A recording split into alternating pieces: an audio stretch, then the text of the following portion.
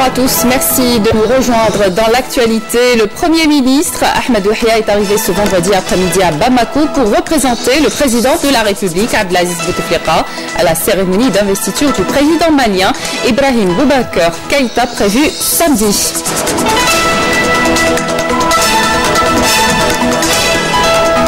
Le programme de relogement se poursuit à El Oued. Objectif satisfaire toutes les demandes. Une opération de distribution de logements a été lancée hier.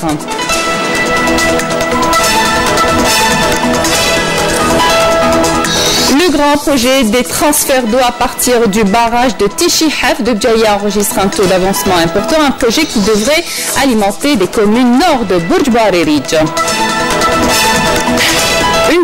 Une fois la saison estivale terminée, c'est un triste constat qu'on fait ce soir sur les hauteurs de Djaïa au Cap Carbon, l'un des plus beaux sites de Yimagoraya. Les détritus agressent le regard. Bienvenue à tous. Le président de la République, Abdelaziz Bouteflika, a adressé un message de félicitations à son homologue arménien, Armen Sargsyan, à l'occasion de la célébration de la fête nationale de son pays, dans lequel il lui a réitéré sa volonté et sa disponibilité à œuvrer en vue de promouvoir et renforcer les relations de coopération qui lient les deux pays.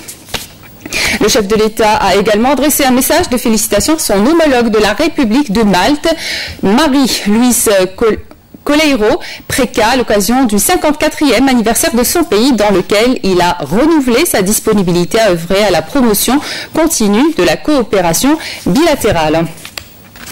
Le Premier ministre Ahmed Ouhia est arrivé ce vendredi après-midi à Bamako pour représenter le président de la République Abdelaziz Bouteflika à la cérémonie d'investiture du président malien Ibrahim Boubacar Keïta prévue samedi. Ouhia, qui est accompagné par le ministre des Affaires étrangères Abdelkader Msel, aura à cette occasion des entretiens avec son homologue malien Soumaïlou Boubey Maïga. Le général de corps d'armée Ahmed Gaïd Salah, vice-ministre de la Défense nationale, chef d'état-major de l'armée nationale populaire, effectuera à partir de demain, samedi, une visite de travail à la 3e région militaire à Béchar, durant laquelle il procédera à l'installation au nom du président de la République, chef suprême des forces armées, ministre de la Défense nationale, l'installation du commandant de cette région militaire, le général-major Smaïli Mustafa, en qualité de commandant de la 3e région militaire, en remplacement du général-major Chingri Hassaïd, désigné en qualité de commandant des forces terrestres.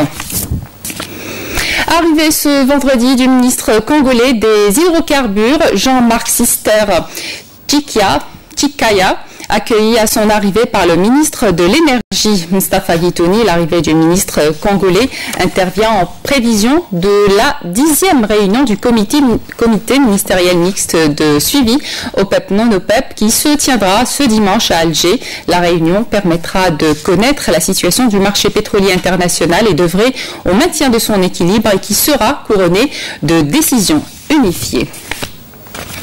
Le programme de relogement se poursuit à El Oued. Objectif satisfaire toutes les demandes de logement. Hier, une opération de distribution de logements a été lancée et a touché plusieurs communes de la wilaya Djazia Bayou. Plus de 1900 logements, toutes formules confondues, ont été distribués à El Oued. Cet événement, qui a coïncidé avec la fête de Ashura, a été marqué par la remise des décisions et des clés de logement à leurs bénéficiaires. مفتاح وعطوني سكنة والرحم عن عزيز بوتفليقة والله ضحم عن الدولة كل وإن شاء الله ربي يخليهم وكل في كل وطن. الحمد لله راني فرح كي استفدت بالسكن وإن شاء الله العقبة اللي مازال ما استفادوش. الحمد لله اليوم استفدنا بالسكن الريفي هذا، ونشكر الدولة تاعنا ونشكر سيادة الرئيس ونشكر كل من ساهم في فرحنا في يوم عاشوراء هذا. استفدنا سكن ريفي ونشكر السلطات المحلية على الالتفاتة هذه، وإن شاء الله يزيدوا معناها حتى اللي ما استفادوش معناها يوفروا لهم ويستفادوا بهذه المناسبة تاع عاشوراء هذه. Plusieurs communes de la wilaya d'El Oued ont bénéficié de ce nouveau quota. إذا كان في كلمة تقال بهذه المناسبة، أولاً الإرادة القوية لفخامة رئيس الجمهورية. Ce programme a été rendu possible grâce à la volonté du chef de l'État, Abdelaziz Bouteflika, à vouloir concrétiser ce projet, et ce malgré les problèmes financiers importants. Ce programme se poursuivra jusqu'à ce que tous les bénéficiaires connaissent ce moment de bonheur.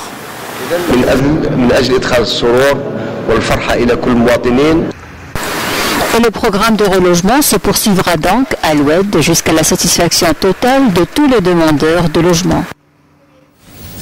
Le renforcement de l'alimentation en eau potable, c'est l'objectif du grand projet de transfert d'eau à partir du barrage de Tishihaf de Bjaya en vue d'alimenter les communes de Borj-Baririj, un projet qui enregistre un taux d'avancement important à Melbourne.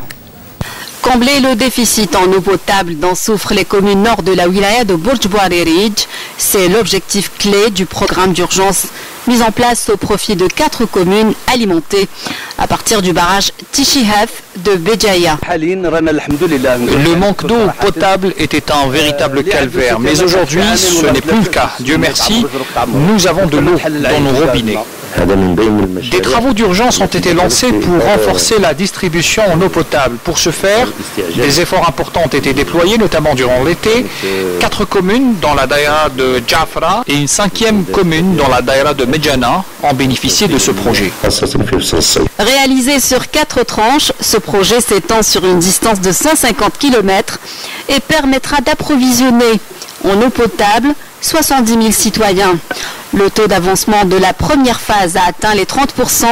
En revanche, le reste du projet est opérationnel. Le taux d'avancement des travaux de la première phase du projet, qui concerne l'alimentation en eau potable de la commune de Zamora, Tasmert et Oulad Dahman, financé par la branche de Sétif, est estimé à 30%. Les travaux sont actuellement à l'arrêt en attendant la finalisation de l'étude d'exécution. Par l'intermédiaire de 7 stations de pompage et 5 réservoirs de stockage. La capacité totale des réservoirs, 14 000 m3. Les citoyens de ces communes étaient alimentés auparavant 1 sur 25, voire même 1 sur 30 jours. Actuellement, ils sont alimentés au quotidien, avec des plages horaires assez importantes, de 8 h jusqu'à 6 h. En attendant la finition du projet. Ce projet est doté d'une station de traitement des eaux, mais elle reste insuffisante. En attendant l'achèvement de la grande station, dont le taux d'avancement des travaux ne dépasse pas actuellement les 25%. Au plan sécuritaire, lors d'une opération de fouille menée à Tamanrasset, un détachement de l'armée nationale populaire a découvert hier une cache contenant un pistolet mitrailleur de type Kalachnikov et une quantité de munitions. Par ailleurs, lors d'une patrouille près de la bande frontalière, des éléments des gardes frontières de Beblassa à Tlemcen ont découvert 145 kg de kif traités cachés dans les buissons. En outre, un détachement de l'ANP à Borj Beji Mukhtar a arrêté 4 individus et saisi 6 marteaux-piqueurs, 5 groupes électrogènes et un véhicule tout-terrain. Dans le même contexte, des détachements de l'ANP ont saisi à Soukhara-Sebsa et à Tarf 7978 litres de carburant destinés à la contrebande, tandis que les éléments de la gendarmerie nationale ont saisi 2 fusils de chasse sans permis et une quantité de cartouches à Saïda et Galma. Dans le cadre de la lutte contre l'immigration clandestine, les gardes-côtes ont mis en échec à Oran et à Intmushent et Mostaganem des tentatives d'immigration clandestine de 60 personnes à bord d'embarcations de construction artisanale, tandis que 6 immigrants clandestins de différentes nationalités ont été appréhendés à Al-Rouad. À l'étranger, le secrétaire général de l'ONU, Antonio Guterres, a salué mardi l'accord russo-turc pour créer une zone démilitarisée dans la province syrienne d'Idlib qui permet un sursis à des millions de civils. Cet accord devrait conduire à éviter une opération militaire de grande échelle dans la région. Antonio Guterres a appelé toutes les parties en Syrie à faire appliquer cet accord et assurer un accès humanitaire sûr et sans entrave dans toutes les zones via les routes les plus directes. Le président vietnamien Tran Dai Quan est décédé ce vendredi à l'âge de 61 ans. C'est ce qu'a annoncé l'agence d'information d'État. Il était le visage du régime sur la scène internationale, notamment lors du sommet de l'APEC accueilli par le Vietnam en novembre dernier. Le président depuis 2016, Tran Dai Quan continuait à exercer ses fonctions officielles malgré sa fatigue visible. La semaine dernière, lors d'une cérémonie avec le président indonésien, il était apparu particulièrement affaibli. Retour en Algérie. Une fois la saison estivale terminée, c'est un triste constat qu'on fait ce soir sur les hauteurs de Bjaïa, au Cap Carbon, l'un des plus beaux sites de Imagoureya. Les détritus agressent le regard, un site qui enregistre une importante fréquentation par les touristes, un engouement qui visiblement fragilise l'environnement. Mounir Laharaj.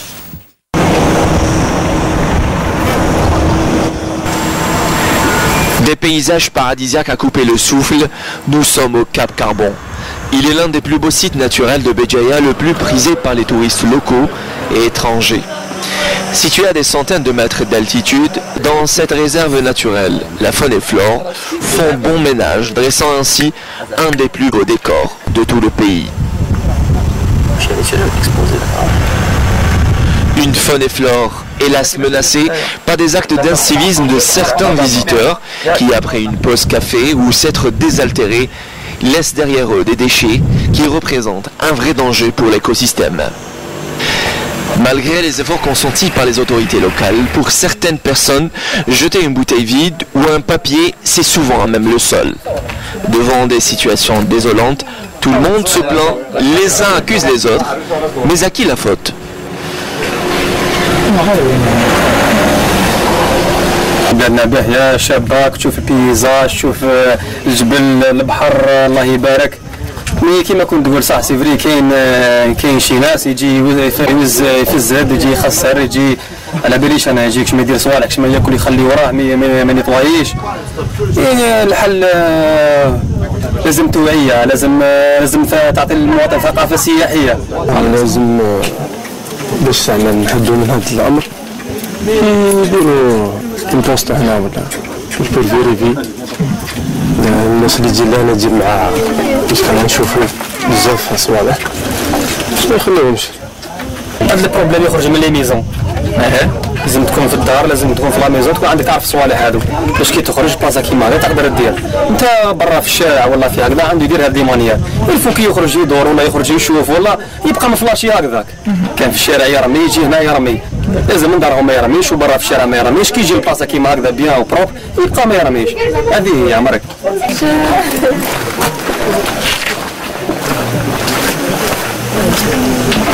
Des orchures de part et d'autre de la route. Quand même. On a une nature, on a un pays paradisiaque, magnifique. Malheureusement. C'est un manque d'éducation.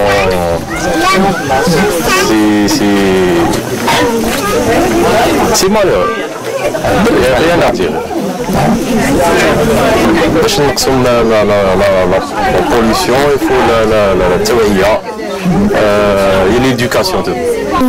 كنحافظوا على المحيط تاعنا لما نرموش الأوسخ في الأرض ونرموها في السلات المهملات. النظافة من الإيمان والوسخ من الشيطان. L'on dit souvent, la vérité sort de la bouche des enfants, mais cette fois-ci c'est un conseil. Aura-t-il un écho favorable ? 7e art pour terminer, projection hier du film Hizam au Palais de la Culture, dernière autoproduction de Hamid Ben Amara. Le film aborde le thème de la féminité et du rapport au corps de la femme comme refuge de l'homme et son miroir. Plus de détails avec Jazia Bayou. Hizam est le fruit de 16 années de tournage durant lesquelles le réalisateur Hamid Ben Amra a accueilli la grâce et la féminité de danseuses orientales dirigée par le talent artistique de la danseuse et chorégraphe algérienne Assia Gemra. C'est Hamid Ben Amra qui a pris cette initiative, ça vient pas de moi, c'est-à-dire qu'il a posé sa caméra pendant 16 ans, il m'a suivi pendant 16 ans et il a un peu filmé tout ce que je faisais, que ce soit en stage, en conférence, en spectacle, en formation, et au fur et à mesure il a, ça a donné quelque chose qui a fait qu'il a eu envie, à un moment donné, de monter ce film-là. Et c'est un peu une ode au féminin, une ode à la beauté, une ode à la joie. Il y a aussi des intervenants dans ce film très illustres. C'est tout ce qui m'a construit, que ce soit les arts martiaux, que ce soit la danse, le théâtre, le cinéma. C'est ce qui a fait que ça a donné Hizam. Assia Gemra qui a un rôle principal dans ce film documentaire, qui est une très grande chorégraphe, qui qui est quand même méconnu en Algérie. Et comme c'est une Algérienne et tout ce qui est algérien, je le porte en moi. Et comme c'est un documentaire qui est très intéressant, c'est un film documentaire où on parle de la danse, de la chorégraphie, où il est plein de poésie et d'amour et de précision, parce que c'est pas la danse purement traditionnelle ou orientale, mais c'est l'art. Sous un air de mélodie et de danse chorégraphique, le cinéaste syrien Mohamed Malas a mis en avant dans ce film le rapport à l'exil et le regard porté aux étrangers. Le rappel des titres avant de vous quitter. Le Premier ministre Ahmed Yahya est arrivé ce vendredi après-midi à Bamako pour représenter le président de la République Abdelaziz Bouteflika à la cérémonie d'investiture du président malien Ibrahim Boubacar Keïta prévue samedi.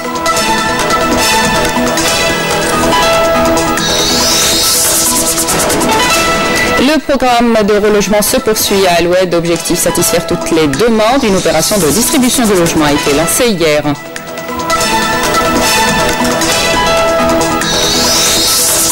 Le grand projet des transferts d'eau à partir du barrage de Tichihaf de Djaya enregistre un taux d'avancement important. Un projet qui devrait alimenter les communes nord de Bojbarerij.